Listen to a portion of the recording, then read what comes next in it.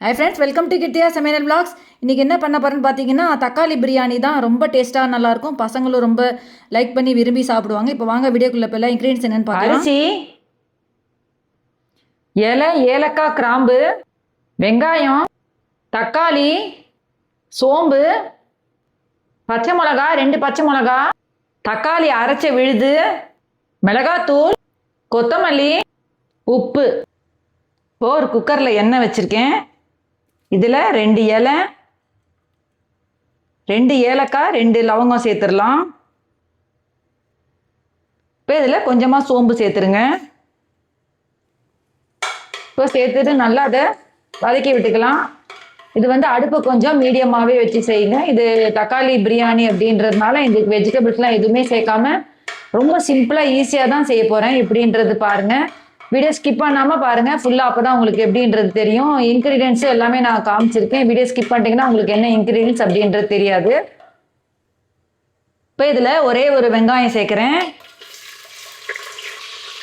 இப்போ இதில் 2 பச்சை மிளகாய் சேர்க்கலாம்.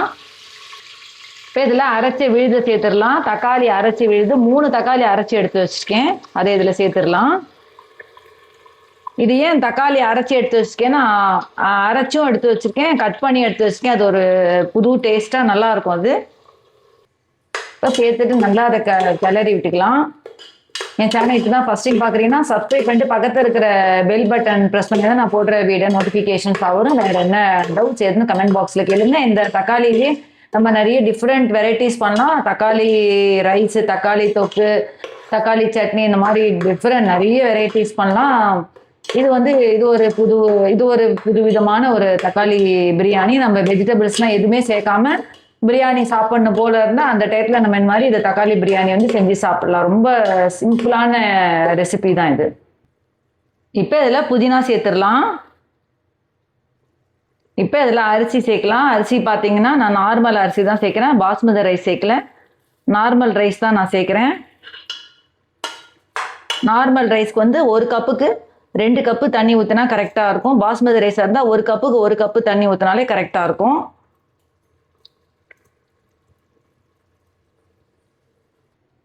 இப்போ அரிசிலாம் சேர்த்துட்டு நல்லா அதை கலந்து விட்டுக்கலாம்.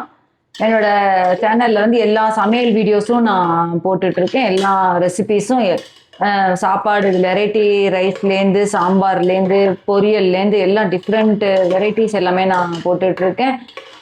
இதில் ட்ரெஸ்ஸஸும் நான் என்னோட இதில் ஷார்ட்ஸ்லேயும் போட்டுட்ருக்கேன், வீடியோஸ்லேயும் போட்டுட்ருக்கேன். நீங்கள் போய் என் சேனலில் செக் பண்ணி பார்த்தீங்கனாலே தெரியும். வீக்லி ஒன்ஸ் என்னோட ட்ரெஸ்ஸஸ் வீடியோஸ்லேயும் வந்துட்டு இருக்கு. எல்லா ட்ரெஸ்ஸஸும் நான் வீடியோஸில் நான் போட்டுட்ருக்கேன். மீன்மேல் பார்த்தீங்கன்னா இன்னொரு சேனலும் இருக்குது. அதில் பூஜை வீடியோஸு, ஜுவல்ஸு, அதெல்லாம் நான் போட்டுட்ருக்கேன். யாருக்காவது வேணும்னா எனக்கு கமெண்ட் பாக்ஸில் கேளுங்க. கமெண்ட் பாக்ஸ் என்னோட நம்பர் இருக்குது, அந்த நம்பரில் காண்டாக்ட் பண்ணிங்கன்னா நான் உங்களுக்கு அதோட டீட்டெயில்ஸ் என்னன்னு நான் உங்களுக்கு சென்ட் பண்ணுறேன்.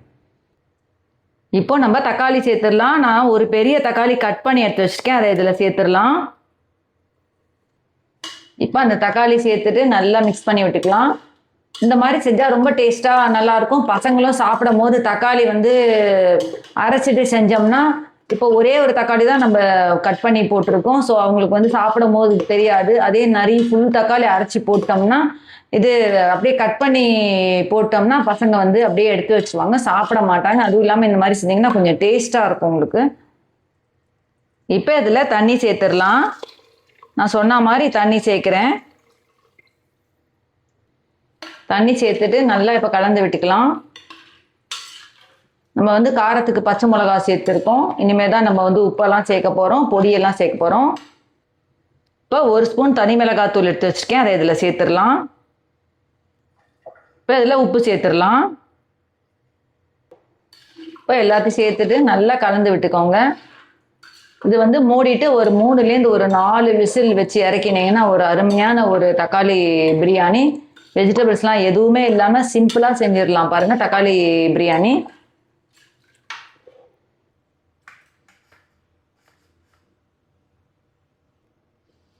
இப்போது தக்காளி பிரியாணி ரெடி ஆகிடுச்சு பாருங்கள். ஒரு சிம்பிளான ஈஸியான இது. இப்போ இதில் கொத்தமல்லி நம்ம சேர்த்துடலாம்.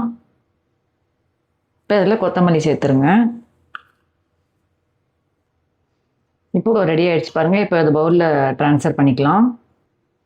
இப்போ ஒரு சிம்பிளான தக்காளி பிரியாணி ரெடி ஆயிடுச்சு பாருங்க. இந்த வீடியோ கண்டிப்பா உங்களுக்கு பிடிச்சிருக்கும்னு நினைக்கிறேன். லைக் பண்ணாதவங்க லைக் பண்ணிட்டு பார்த்தீங்கன்னா, கொஞ்சம் சப்போர்ட்டா இருக்கும். வேற என்ன டவுட்ஸ் எதுவும் கமெண்ட் பாக்ஸ்ல கேளுங்க. அவ்வளோதான் ஃப்ரெண்ட்ஸ். நீங்களே வீட்ல செஞ்சு ட்ரை பண்ணி பார்த்துட்டு எனக்கு கமெண்ட் பாக்ஸில் சொல்லுங்கள். நெக்ஸ்ட் வீடியோவில் மீட் பண்ணலாம். தேங்க்ஸ் ஃபார் வாட்சிங். பாய் பாய்.